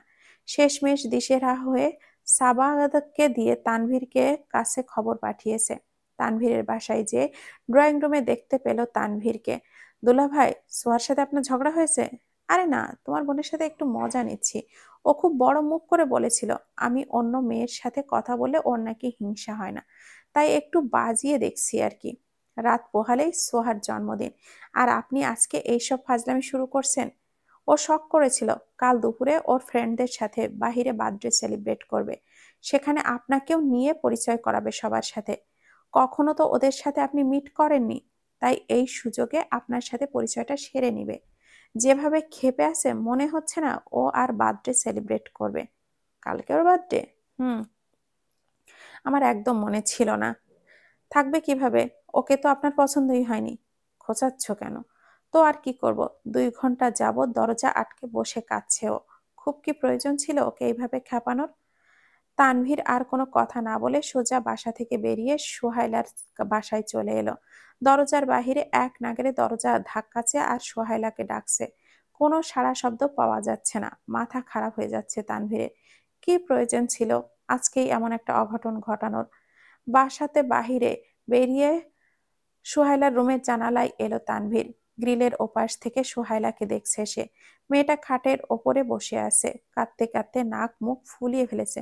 সোহা, দরজাটা খোলো, তোমার সাথে কথা আছে, প্লিজ দরজাটা খোলো। ঠিক আছে, দরজা খুলতে হবে না, তুমি আমার দিকে তাকাও। এই মেয়ে, তাকাও না আমার দিকে। আমি কি বলি সেটা তুমি শোনো। আমি তোমার সাথে মজা করছি সোহা। তুমি সেদিন বলেছিলে না তোমার হিংসা হয় না, এই জন্য একটু বিশ্বাস করো। আমার কোনো কালে কোনো মেয়ে ফ্রেন্ড ছিল না। সকালে বিদেশ থেকে এক বন্ধু ফোন করেছিল, ওর সাথে কথা বলছি। বিকালে ফাইমের সাথে ভিডিও কলে কথা বলেছি। বিশ্বাস না হলে ফাইমকে ফোন করে জিজ্ঞাসা করো। আমি জাস্ট দেখতে চাচ্ছিলাম তুমি কি করো। তানভীর ওকে নিয়ে মজা করছে শুনে আরো ক্ষেপে গেল সোহাইলা। গলা ফাটিয়ে চিৎকার করতে শুরু করলো সে। দেখেছো, কলিজাটা ঠান্ডা হয়েছে তোমার। দেখার শখ মিটে গেছে বউ। আর জীবনেও এই কাজ করব না, সরি। দরজাটা খোলো প্লিজ। অন্যের ফিলিংস নিয়ে মজা করতে খুব ভালো লাগে তাই না? যত সব নোংরা মেন্টালিটির লোক। দরজাটা খোলো, আমি ভেতরে আসি। আমাকে ধরে মন মতো পিটাও। তোমাকে আমি জাস্ট সহ্য করতে পারছি না, অসহ্য লাগছে তোমাকে। যাও, সরো এখান থেকে। সোহাইলাকে কখনো এভাবে খ্যাপাতে দেখেনি তানভীর। সোহাইলার এমন রাগে অভ্যস্ত না সে। মাথা হ্যাং হয়ে যাচ্ছে ওর। কিভাবে সে এই রাগ সামাল দিবে বুঝতে পারছে না। তুমি কি যাবা এখান থেকে নাকি? আমি যাব না। যতক্ষণ না দরজা খুলছো এক পাও নড়বো না এখান থেকে। দেখি তুমি কতক্ষণ দরজা না খুলে থাকতে পারো। সোহাইলা উঠে ঘরের লাইটটা অফ করে বিছানার অন্য পাশে মুখ ফিরিয়ে শুয়ে রইল। বাহির থেকে লাগাতার সোহাইলাকে ডেকেই যাচ্ছে ও। ইতিমধ্যে সাদমান বাসায় চলে এসেছে। বাসায় এসে সাবার মুখে সব শুনেছে। বাড়ির বাহিরে তানভীরের পাশে যেয়ে দাঁড়ালো সাদমান। দরজাটা খোলো না সোহা, ভাইয়া কখন থেকে তোকে ডাকছে। সোহা লাইটটা জ্বালিয়ে এক হাতে কোমরে রেখে সাদমানকে বলল, আজকেই একটা দফা রফা করব। কে তোর আপন, আমি না তানভীর? এটা কেমন প্রশ্ন? আমি তোদের দুজনকেই ভালোবাসি। তোদেরকে আলাদা দেখলে কষ্ট হয়। তুই না কত লক্ষ্মী মেয়ে। প্লিজ গেটটা খুলে দে। তোমার বোনকে সেই কখন থেকে লক্ষ্মী সোনা জাদুমণি ডাকতে ডাকতে এই ঠান্ডার মধ্যেও গায়ে ঘাম ছুটিয়ে ফেলেছি, তবুও গেট খুলছে না। এখন কিন্তু আমি দরজাটা ভেঙে ফেলবো। আপনিও তো কম যান না। কি দরকার ছিল এত সিরিয়াস টপিক নিয়ে মজা করার? ও ছোটবেলা থেকে একটু পজিটিভ মাইন্ডেড। ও আপনাকে খুব ভালোবাসে। আপনার কি উচিত হয়েছে আমার বোনের সাথে এমন করা? দেখেন তো মেয়েটা কাঁদতে কাঁদতে কি হাল করেছে নিজের। আপনাকে শাস্তি দেওয়া উচিত। শাস্তি হচ্ছে আজকে আপনি সারা রাত ওকে নিয়ে বাইরে ঘুরবেন। আমি রাজি। সোহা, আমি ওনাকে বকে দিয়েছি, শাস্তিও মেনে নিয়েছে। রেডি হয়ে আয়, তোকে নিয়ে ঘুরতে যাবে। চামচামি বন্ধ কর সাদি। আচ্ছা, তাহলে তুই অন্য কিছু চাস? বল ভাইকে, যা বলবি তাই এনে দিব। ডিভোর্স চাই আমি, এনে দিতে বল। তুই এটা কি বললি? সামান্য একটা ব্যাপারকে তুই এত বড় কেন করছিস? ডিভোর্স মানে বুঝিস তুই? হ্যাঁ বুঝি। বুঝি দেখেই এতদিন চুপ ছিলাম। কথাটা বলেই হুট করে তার মনে পড়ে গেল। এটা সে কি বলল? সব সত্যি তো এখনই বলে দিতে যাচ্ছিল। তানভীর চোখ বড় বড় করে সোহাইলার দিকে তাকিয়ে আছে। কি করতে যাচ্ছিল মেয়েটা? এখনই তো আগুন লাগিয়ে দিচ্ছিল। কি বলতে চাচ্ছিস? ভাইয়া তোকে ভালোবাসে না? বড় কিছু হয়েছে তোদের মাঝে? না। তাহলে এমন করছিস কেন? দরজা খুলে বেরিয়ে আয়। যদি না খুলিস তাহলে বুঝবো বড় কিছু একটা হয়েছে। কিন্তু তুই লুকাচ্ছিস। নিজের কথার প্যাচে নিজেরাই ধরা খেয়ে গেছে সুহাইলা। কোনো উপায়ান্তর না দেখে দরজাটা খুলে দিল। তানভীর দৌড়ে ঘরে এসে ঢুকলো। এসে দেখে সাবা আর তার মা রুমে আছে। তাদেরকে বলল, প্লিজ আপনারা 10 মিনিটের জন্য একটু বাইরে যাবেন, আমি ওর সাথে একটু কথা বলবো। ওরা দুজন রুম থেকে বেরিয়ে এলো। দরজা আটকে দিল তানভীর। সোহাইলাকে জড়িয়ে ধরেছে সে। সোহাইলা আপ্রাণ চেষ্টা করছে নিজেকে ছাড়ালো, কিন্তু পারছে না। যত চেষ্টা করছে ছাড়ানোর, তানভীর তত বেশি ওকে শক্ত করে আটকাচ্ছে। তুমি আমাকে ধরবা না? কাকে ধরবো? তোমার নিশিকে যে ধরো। আমি দেখতে সুন্দর না, ওই মেয়ে দেখতে সুন্দর, ওই মেয়েকেই কোলে নিয়ে বসে থাকো। নিশি নামের কেউ নেই সোহা, বিলিভ মি। আমি জাস্ট মজা করেছি তো। মজা, তাই না? আর কত করতে চাও? আমার ফিলিংস নিয়ে এত মজা করে তোমার শখ মেটেনি? সরি। কিসের সরি? এখন আমি তোমাকে প্রায়োরিটি না দিয়ে অন্য কাউকে দেই? তোমার ফোন রিসিভ না করে আসিফের সাথে ঘন্টা ধরে কথা বলি? কেমন লাগবে? মুহূর্তেই চেহারার রং পাল্টে গেল তানভীরের। আসিফের নাম আর তার সহ্য হয় না। তবু কেন বলে এইসব? জানে মেরে ফেলবো একদম। এখানে আসিফ আসছে কোথা থেকে? কথা হচ্ছে তোমার আর আমার মাঝে। আসিফকে টানছো কেন? তুমি নিশিকে টেনেছো কেন? ঝাড়ু পেটা করে দেবো একেবারে নিশিকে টেনে এনে। ওই নামের কাউকে আমি চিনি না, বিশ্বাস করো প্লিজ। সোহাইলা নিঃশব্দে চোখের পানি ফেলছে। তানভীরের গলা পেঁচিয়ে ধরেছে সে। তুমি অনেক খারাপ তানভীর। সরি। আমাকে কষ্ট দিতে মজা পাও, তাই না? সরি। আমি দূরে চলে গেলেই বুঝবা। তোমাকে যেতে দিলে তো? তোমার পিছু আমি ছাড়ছি না। তুমি যেখানে যাবা সেখানে ছায়ার মতো আমি যাব। ঘড়িতে এখন 8:30 বাজে। ড্রেসিং টেবিলের সামনে বসে রেডি হচ্ছে সুহাইলা। আজ রাতে ওকে নিয়ে ঘুরতে যাবে তানভীর। বলেছে দূরে কোথাও নিয়ে যাবে, কিন্তু কোথায় যাবে সেটা বলেনি। ওটা ওর জন্য সারপ্রাইজ হিসাবে রেখে দিয়েছে তানভীর। ঠোঁটের কোণা থেকে মৃদু হাসিটা যেন আজ সরতেই চাইছে না। অদ্ভুত রকমের ভালো লাগা কাজ করছে। বিয়ের পর এই প্রথম দূরে কোথাও তানভীরের সাথে ঘুরতে যাবে সে। বাসার কলিং বেল বাজছে। বোধহয় তানভীর এসেছে। কি একটা কাজে বাহিরে গিয়েছিল। বলেছিল তুমি রেডি হতে হতে আমি চলে আসব। রুম থেকে বেরিয়ে এলো সোহাইলা। সাবা গেট খুলেছে। তানভীর আসেনি, দুজন মহিলা এসেছে। সোহাইলার খোঁজ করছে গেটে দাঁড়িয়ে। দুইজন মহিলার দিকে দূর থেকে ভালো মতো একবার চোখ বুলিয়ে নিল সে। বয়স 50-55-র মধ্যেই হবে। দুজনই মোটামুটি ভারী মেকআপ করে এসেছে। কাছে এগিয়ে এসে সোহাইলাকে বলল, জি আমি সোহাইলা। আপনাদের তো ঠিক চিনতে পারলাম না। ভেতরে এসে না হয় পরিচয়টা দেই। জি আসুন। নিজের রুম থেকে সোহাইলার মা বেরিয়ে এসেছে। মেয়েকে ইশারায় জিজ্ঞাসা করছে মহিলা দুজন কারা। সাবা ইশারায় বলল সে জানে না। ওরা তিনজন মহিলাই দুজনের দুজনের দিকে তাকিয়ে আছে, তাদের মুখ দেখে কিছু শোনার আশায়। দুজনের থেকে একজন সোহাইলাকে জিজ্ঞাসা করলো, বেশ সুন্দর করে সেজেছো, কোথাও যাচ্ছ নাকি? জি, আমার হাজবেন্ডের সাথে বাহিরে যাব। তানভীর তোমাকে নিয়ে বেড়াতেও যায়? আপনি কিভাবে জানেন আমার হাজবেন্ডের নাম তানভীর? নিজের ছেলের নাম নিজে জানবো না? ওদের তিনজনের বুঝতে আর বাকি রইল না যে এটাই তানভীরের মা তনু। ভূত দেখার মতো চমকে গেছে ওরা। এই মহিলা এখানে কি করতে এসেছে? সুহাইলার মা ওনার মুখোমুখি এসে বসলেন। আপনি এখানে কি মনে করে? আসলাম একটা প্রয়োজনে। কি প্রয়োজন? বলছি, আগে পাশের জনের সাথে ইন্ট্রোডিউস করিয়ে দিই। রাহাতকে চেনো নিশ্চয়। ও হচ্ছে রাহাতের মা, রোনা। সোহাইলার মায়ের বুঝতে বাকি রইল না যে এই মহিলা নির্ঘাত এখানে কোনো আগুন লাগাতে এসেছে। বেশ চটে গেল সোহাইলার মা। চেহারায় প্রচন্ড বিরক্ত প্রকাশ পাচ্ছে তার। নিজে এসেছেন ভালো কথা, সাথে ওনাকে কেন নিয়ে এসেছেন? আপনাদের বাসায় গেস্ট আসলে কি আপনারা এইভাবে বিহেভ করেন? বিহেভটা কেমন করব সেটা নির্ভর করে গেস্টের উপর। অনাকাঙ্ক্ষিত গেস্টের সাথে আমরা এইভাবে ব্যবহার করি। আমরা এখানে আপনার আতিথেয়তা পেতে বা নাস্তা খেতে আসিনি। তাহলে কেন এসেছেন? আপনার সাথে কথা বলতে আমি মোটেও ইন্টারেস্টেড নই। আমি সোহাইলার সাথে কথা বলতে এসেছি, ওর সাথে কথা বলবো। Rahat loves you Sohaila. He loves you a lot. বেচারা কষ্ট পাচ্ছে প্রচুর। তো এখন আমি কি করব? আমি কি তাকে বলেছি আসো আমার সাথে প্রেম করো? দেখো সোহেলা, টাইম ওয়েস্ট করা আমার মোটেও পছন্দ না। আমার ছেলেকে কত টাকার বিনিময়ে বিয়ে করবে বলো? তুমি জাস্ট অ্যামাউন্টটা বলো। আপনার ছেলের নজর খারাপ। নোংরা নজরের মানুষদের ছায়াও মাড়াই না আমি। নোংরা নোংরা নজরের কি দেখলে? তোমার গায়ে হাত দিয়েছে? তোমার শরীরের দিকে বাজেভাবে দেখেছে? তোমার কাপড় খোলার ট্রাই করেছে? কিছু তো করেনি। তোমাকে বিয়ে করবে বলেছে। তোমাকে সে সমাজের একটা সম্মান দিবে, যেটা তোমার সো কল্ড হাজবেন্ড তোমাকে দেয়নি। সোসাইটিতে তোমাকে নিয়ে যে আজকাল সমালোচনার ঝড় চলছে, তা কি জানো?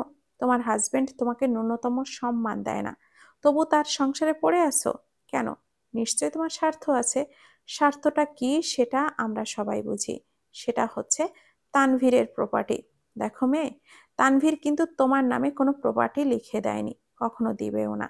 কিন্তু আমার ছেলে ওর প্রপার্টির 50% তোমার নামে ট্রান্সফার করবে বিয়ের আগেই। তুমি যদি চাও তাহলে এই প্রপার্টি তোমার ডিভোর্সের আগেই তোমার নামে ট্রান্সফার করিয়ে দেব।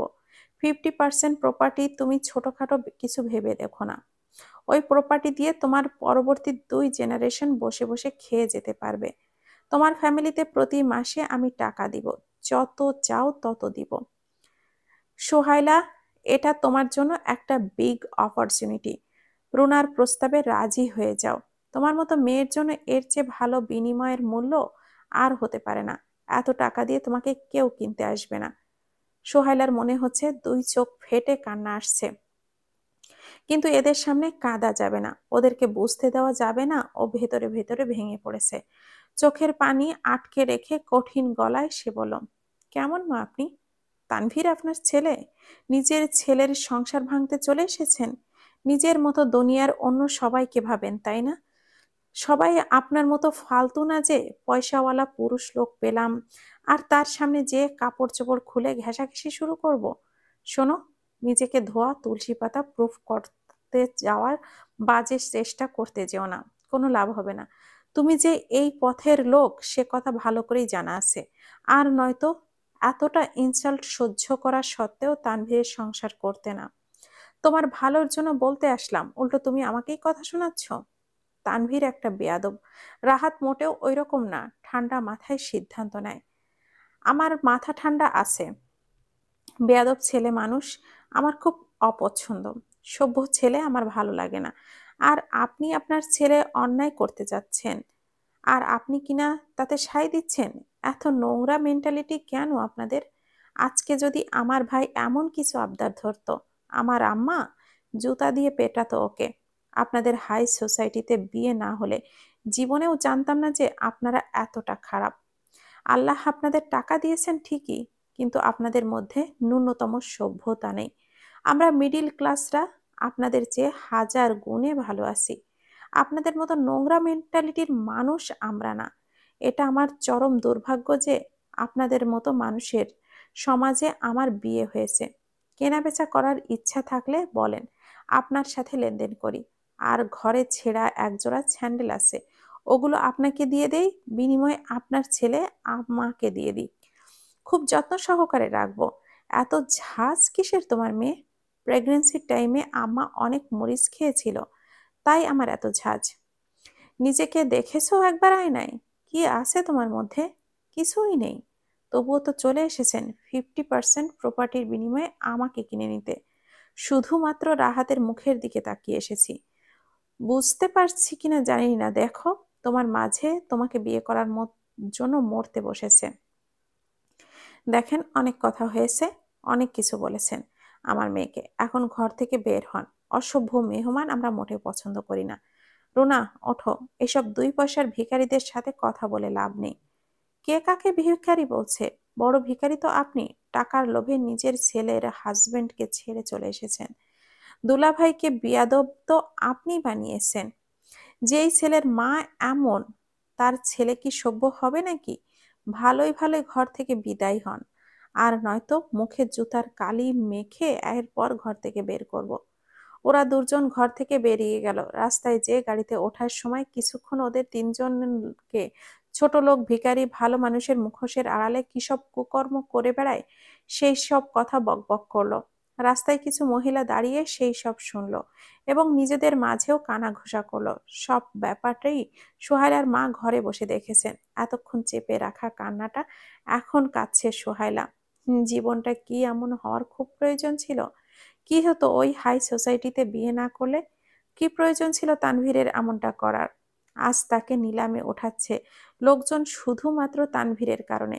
মাথার ক্লিপ, কানের দুল, চুড়ি সব এলো পাতাড়ি ছুটতে ছুটতে নিজের রুমে চলে গেল সে। সাবা আর তার মা চুপচাপ সোফায় বসে আছে। 20 মিনিট বাদে ছোট একটা কাপড়ের ব্যাগ হাতে করে রুম থেকে বেরিয়ে এলো সোহাইলা। আম্মা, আমি সোনিয়ার বাসায় যাচ্ছি, 3-4 দিন পরে আসবো। খবরদার তুমি তানভীরকে বলবা না আমি কোথায় আছি। এত রাতে এখানে কেন, ওখানে কেন যাবি? তানভীরের কাছ থেকে দূরে থাকতে চাই, শান্তি চাই, আমি শান্তি। কাল সকালে যা। না, আমি ওর সামনে কোনোভাবেই যেতে চাচ্ছি না। ওর সাথে কথা বলার পর তিল পরিমাণও আমার রুচি নাই। ও জিজ্ঞাসা করলে কি বলবো? বলবা সোহাইলা মরে গেছে। কথাটা বলে বেরিয়ে গেল সোহাইলা। দুই হাতে মাথার দুই পাশ ধরে বসে আছে তানভীর। ডান পায়ের বৃদ্ধা আঙ্গুলটা ফ্লোরে গোল করে ঘোরাচ্ছে। মুখোমুখি বসে আছে মিতা এবং তার মেয়ে সাবা। মাথা নিচু করেই তানভীর জিজ্ঞাসা করলো, আচ্ছা আন্টি, আমার দোষটা কোথায় একটু বলবেন প্লিজ? আমি তো দোষ দেখতে পাচ্ছি না। তাহলে আপনার মেয়ে আমার সামনে কেন আসবে না? আমার সাথে কেন কথা বলবে না? আমি কি ওই মহিলাকে বলেছি এখানে আসতে?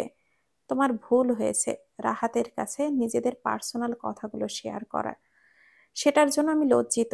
আমি সোহাকে সরিও বলেছি, তবু কেন ও আমাকে ভুল বুঝছে? সেটা বাবা তুমি ওকেই জিজ্ঞাসা করো। আপনার মেয়ে তো আমার ফোনটাই রিসিভ করছে না। তার উপরে আপনি সোনিয়ার অ্যাড্রেসটাও দিচ্ছেন না। সোহা নিষেধ করে গেছে। আপনি চান না ওর সাথে আমার ঝামেলার একটা ইতি হোক? অবশ্যই চাই। তাহলে আপনি ওর কথা কেন শুনছেন? এভাবে দূরে থাকলে কি সমস্যার সমাধান হবে? এই মুহূর্তে ওর কাছে গেলে হিতে বিপরীত হবে। ও রেগে আগুন হয়ে আছে। আমি তো চাচ্ছি ওর রাগটা ঝাড়ুক। যতক্ষণ না ওর রাগ ঝাড়বে ততক্ষণ ওর ভেতরে রাগটা রয়ে যাবে। একটু সবুর করো। সব বিষয়ে তাড়াহুড়ো করলে চলে না। ও গেছে, কিছুদিন ঘুরে আসুক, মাথাটা ঠান্ডা হোক, এরপর ওর সাথে কথা বলো। আচ্ছা ঠিক আছে, আমি যাব না ওর সামনে। আপনি ওকে একটু বলে দিন না আমার ফোনটা যেন রিসিভ করে। ঠিক আছে, বলে দেখি। সোহেলার মা মোবাইল হাতে নিয়ে মেয়েকে ফোন করলেন। ফোনে উনি মেয়েকে বোঝাচ্ছেন যাতে তানভীরের ফোনটা রিসিভ করে। কথা বলার এক পর্যায়ে মিতার হাত থেকে ফোনটা নিয়ে কথা বলতে শুরু করলো তানভীর। সোহা, আমার দোষটা কোথায়? তোমার কাছে কি মনে হয় তুমি নির্দোষ? আমি তো ওনার এই বাসায় আসতে বলিনি। তুমি এমন ঘটনা ঘটিয়েছো যে কারণে ওনারা আমার ঘর পর্যন্ত এসে হাজির হয়েছে। তোমাকে আমি কি বলেছিলাম? যত খুশি রাগ ঝাড়তে ইচ্ছে হয় ঝাড়তে পারো, কিন্তু আমাকে ফেলে যাওয়া যাবে না। কেন গেলে? তানভীর, আমি কোনো তর্কে যেতে চাচ্ছি না। 3-4 দিন পর বাসায় ব্যাক করব, ডিভোর্স পেপার সহ। যা কথা হওয়ার তখনই হবে। কি? ডিভোর্স? এখানে ডিভোর্স দেওয়ার কি হলো? সম্পর্কটাকে ভাঙার জন্য এভাবে উঠে পড়ে লেগেছো কেন? এটা শুরু থেকেই ভাঙা। নতুন করে আর কি ভাঙবো? তোমার কি ধারণা তুমি পেপার সমেত আমার সামনে আসবে আর আমি সাইন করে দিব? আগুনে পোড়াবো তোমার কাগজ আমি। এত সহজে তোমার পিছু ছাড়ছি না। আর 3-4 দিন না, তুমি এক্ষুনি বাসায় ব্যাক করবে। বাসার অ্যাড্রেস দাও, আমি তোমাকে নিতে আসছি। সোহাইলা বেশ বুঝতে পারছে তানভীর কথা পেঁচাতে থাকবে। এই মুহূর্তে কথা পেঁচানোর কোনো ইচ্ছাই তার নেই। ফোনটা কেটে দিয়েছে সোহাইলা। তানভীর আবারও ফোন করেছে, কিন্তু সোহাইলা ফোনটা রিসিভ করছে না। তানভীরও দমে যাওয়ার পাত্র না। একের পর এক ফোন দিয়েই চলেছে। শেষমেশ বিরক্ত হয়ে ফোনটা বন্ধ করে দিল সোহাইলা। সোহা, একটা কথা বলি। হুম। তোর সিস্টেমটা শুনে আমার কেন যেন মনে হচ্ছে তুই প্রেগনেন্ট। আমি বলি কি, ডিভোর্সের ডিসিশনটা নেওয়ার আগে তুই টেস্টটা করিয়ে দেখ। হুম। হুম হুম করিস না তো। এটা একটা সিরিয়াস ম্যাটার। ডিভোর্স হয়ে গেলে তোর বাচ্চার কি হবে? বাবার আদর ছাড়া বড় হবে? তানভীর ভাই মায়ের আদর ছাড়া বড় হয়েছে, আর তোরটা বাবার আদর ছাড়া বড় হবে। ব্রোকেন ফ্যামিলির বাচ্চাদের অনেক সাফার করতে হয়। তুই কি চাস তোর বাচ্চাটা বাবা থাকা সত্ত্বেও কষ্ট পাক? ওর সোসাইটিতে আমার বাচ্চা উঠতে বসতে কথা শুনবে, কারণ ওর মা মিডিল ক্লাস। সেই সব হিসাব পরে হবে সোহা। সোসাইটি কি বললো না বললো সেগুলো পরের কথা। আগে তোর আর তানভীর ভাইয়ের রিলেশনটা নিয়ে ভাব। টেস্টের রেজাল্ট যদি পজিটিভ আসে তাহলে কি করবি তুই সেটা আপাতত চিন্তা কর, যেহেতু নিজেদের দ্বন্দ্বর জন্য বাচ্চার জীবনটা নষ্ট করবি। দেখি কি করা যায়। টেস্টের রিপোর্ট পজিটিভ আসলে ডিভোর্সের চিন্তা মাথা থেকে ঝেড়ে ফেলবি। তাছাড়া ওনার কিছু মিস্টেকের জন্য তোর এত বড় ডিসিশন নেওয়াটা ঠিক হচ্ছে না। বেচারা শুধরে গেছে, শুধরে যাওয়া মানুষকে এভাবে শাস্তি দেওয়ার কোনো মানে হয় না। একবার ভেবে দেখ তো, তুই ওনাকে ছেড়ে দেওয়ার পর ওনার হাল কি হবে। উনি আবার খারাপ হয়ে যাবে। মেয়ে মানুষ, সম্পর্কে ওনার ধারণা আজীবনই খারাপ থেকেই যাবে। উফ, সোনিয়া থাম তো। এমন ভাবে বলছিস মনে হচ্ছে আমি ট্রাই করিনি ওর সংসার করার। এত চেষ্টা যেহেতু করেছিস তাহলে কেন ভাঙতে চাচ্ছিস? উনি তো চাইছেই তোকে নিয়ে সংসার করতে। সোনিয়া, কাল যাবি আমার সাথে হসপিটালে, টেস্ট করাবি? হুম, অবশ্যই যাব। চল ঘুমাই, রাত হয়েছে বেশ। তুই হাত মুখ ধুয়ে আয়, আমি মশারি টানিয়ে দিচ্ছি। পরের দিন সকালে হসপিটালে রিপোর্ট নিয়ে ঘাটাঘাটি করছে সোনিয়া। সোহাইলা থম মেরে বসে আছে। এত বড় গুড নিউজ আর তুই এমন মুখ কালো করে রেখেছিস? তানভীর ভাইকে ফোনটা কর, জানা ওনাকে খবরটা। তুই এখন কাউকে কিচ্ছু বলবি না, সময় মতো আমি জানাবো, তুই বাসায় যা। এখন জানালে কি সমস্যা? আর তুই কোথায় যাচ্ছিস? উকিলের বাসায়। কেন, ডিভোর্স কি তাহলে সত্যি দিবি নাকি? বাসায় এসে কথা বলবো। দেখ সোহা, এরকম বাজে সিদ্ধান্ত নিস না। বললাম তো বাসায় এসে কথা বলবো। 2 দিন পর তানভীরের ফোন বাজছে। সোহাইলা ফোন করেছে। ফোনটা রিসিভ করলো তানভীর। ফাইনালি তোমার ইচ্ছা হয়েছে এই কুকুরটার সাথে একটু কথা বলতে?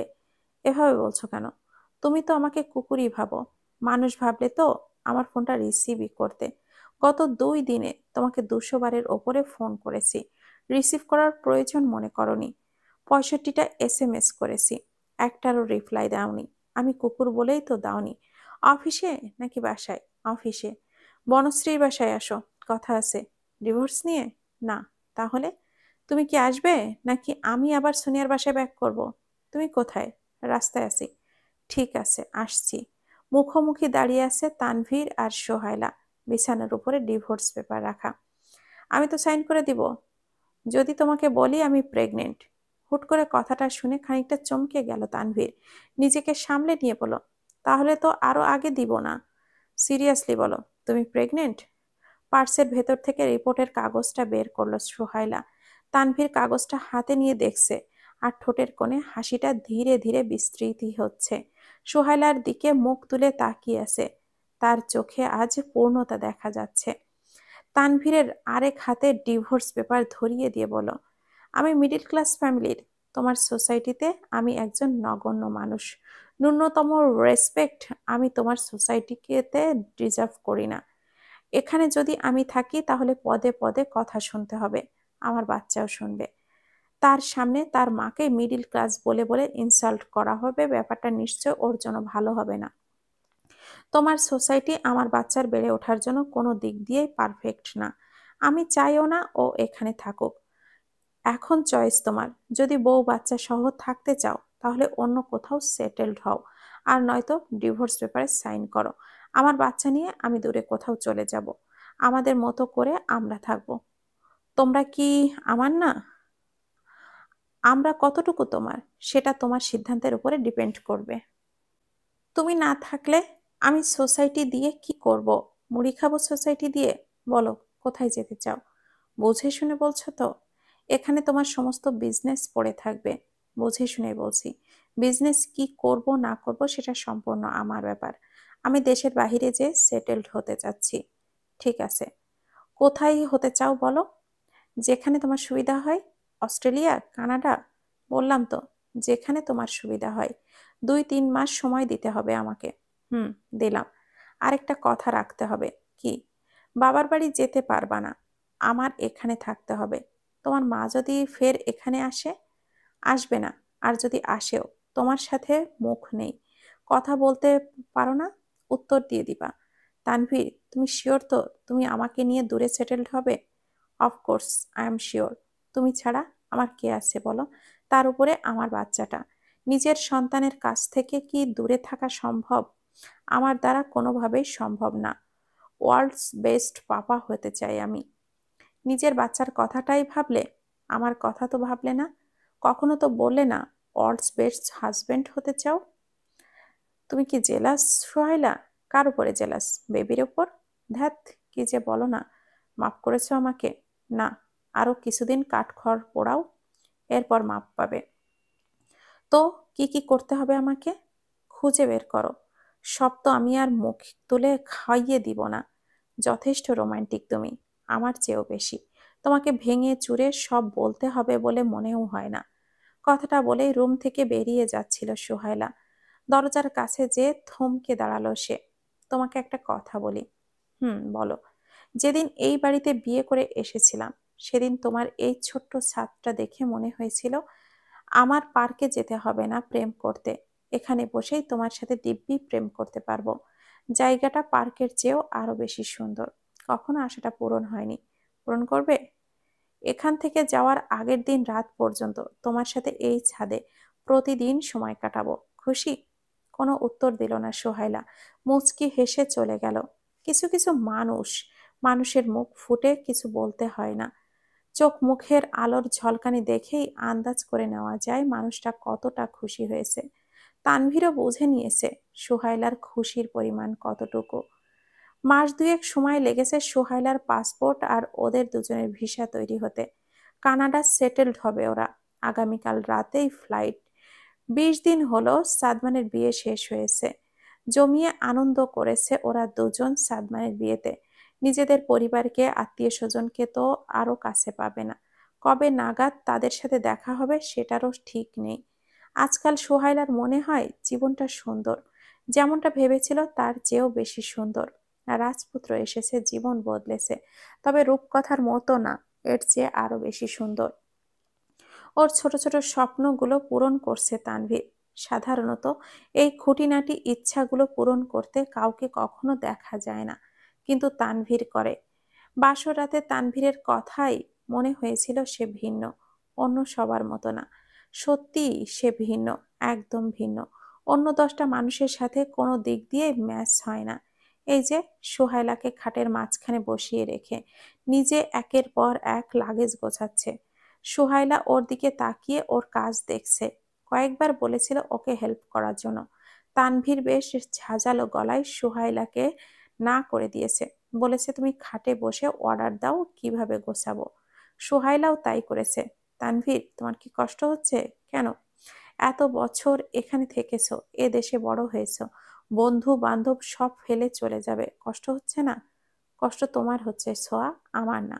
আমার তেমন কেউ নেই এখানে, কিন্তু তোমার অনেকেই আছে। ওদের ফেলে থাকতে তোমার কষ্ট হবে। অলরেডি তোমার কষ্ট শুরু হয়ে গেছে। ঠিক বলেছ। আমরা তো হুট করেই বলে ফেলেছি দূরে চলে যাব। এখন নিজেরই কষ্ট হচ্ছে। এখনো সময় আছে। ডিসিশন নাও। চাইলে এখানে থেকে যেতে পারো, প্ল্যান ক্যান্সেল করব। না, এখানে থাকার মতো অবস্থা নেই। তাহলে মন খারাপ করা বন্ধ করো। তোমাকে 3-4 দিন ধরে দেখছি সারাদিন মুড অফ করে বসে থাকো। আমার এসব মোটেও পছন্দ হচ্ছে না। তোমার ব্যবসা নিয়েও চিন্তায় আছি। যদি পারো, সাদিদ যদি পারতো ঠিকভাবে মেনটেন করতে। কি যে বলো না সোহা। পারবে না কেন? অবশ্যই পারবে। ও যথেষ্ট ট্যালেন্ট ছেলে। আমি বুঝে শুনেই ওকে দায়িত্ব দিয়ে যাচ্ছি। চলো না, পুরো বাড়িটা একটু ঘুরে আসি। কবে না কবে বাড়িটাতে পা রাখবো তার তো কোনো ঠিক নেই। কাল তো চলেই যাব। এরপর তো নতুন বাড়িতে আমাদের আনাগোনা হবে। চলো। পুরো বাড়ির প্রতিটা রুম খুঁটে খুঁটে দেখছে সোহাইলা। শ্বশুরের কথা খুব মনে পড়ছে। লোকটা বেঁচে থাকলে হয়তো এই বাড়ি ছেড়ে যাওয়াই হতো না। এই বাড়িতে তার অনেক স্মৃতি, বেশিরভাগই খারাপ। তবু এখানকার প্রতিটা একটা মায়া কাজ করে। হতে পারে বিয়ের পর এই বাড়িতে প্রথম পা রেখেছিল তাই। একই লেপ গায়ে জড়িয়ে দুজনে বসে আছে ছাদে। আকাশে তারা দেখছে। আজ চাঁদ নেই। পুরো ফকফকে পরিষ্কার আকাশ। আকাশের তারাগুলো একদম জোনাকি পোকার মতো করে লাগছে। সোহাইলার হাত আলতো করে ধরলো তানভীর। সোহা। হুম। মনের দরজা কি এখনো বন্ধ করে রেখেছো? কি মনে হয়? জানি না। খারাপ স্মৃতিগুলো এখানে ফেলে রেখে যাওয়া যায় না। স্মৃতি তো সেই কবে থেকেই মাথা থেকে ঝেড়ে ফেলে দিয়েছি, মনের দরজাও খুলে দিয়েছি পুরানো স্মৃতিগুলো যাতে তাড়া না করতে পারে। এজন্যই তো এখান থেকে সরে যাচ্ছি, নতুন করে সব শুরু করতে চাই তোমাকে নিয়ে। সমস্ত স্মৃতি এই বাড়ির আঙিনায় মাটি চাপা দিয়ে রেখে যেতে চাই। নতুন বাড়ি, নতুন জায়গা, নতুন স্মৃতি হবে আমাদের। সেখানে পুরানো স্মৃতির কোনো জায়গা থাকবে না। সোহাইলার কাঁধ জড়িয়ে ধরল তানভীর। নতুন করে ভালোবাসার শুরুটা বোধহয় এখান থেকেই।